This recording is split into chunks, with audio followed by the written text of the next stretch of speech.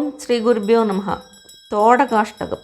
വിദിതാഖിലശാസ്ത്രസുധാ ജലദേ महितोपनिषत्कथितार्थनिधे हृदये कलये विमलं शरणं भवशङ्करदेशिकमे शरणं. करुणावरुणालय पालय मां भवसागरदुःखविदूनकृतं.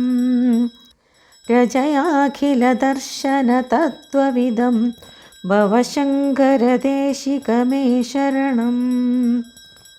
भवता जनता सुहिता भविता निजबोधविचारणचारुमते.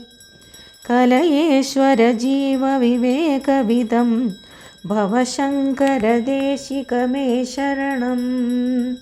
भव एव भवानिति मे नितरां समजायत चेतसि कौतुकिता. मम वारय मोहमहाजलधिं भवशङ्करदेशिकमे शरणं. सुकृते दिकृते बहुधा भवतो भविता समदर्शनलालसता.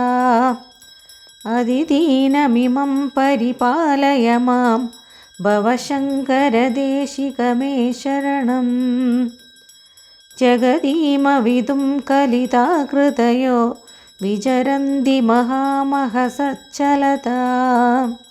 अहिमांशुरिवात्र विभासि गुरो भवशङ्करदेशिकमे शरणं. गुरुपुङ्गवपुङ्गवकेतनते समदामयतां नहि कोऽपि सुधी.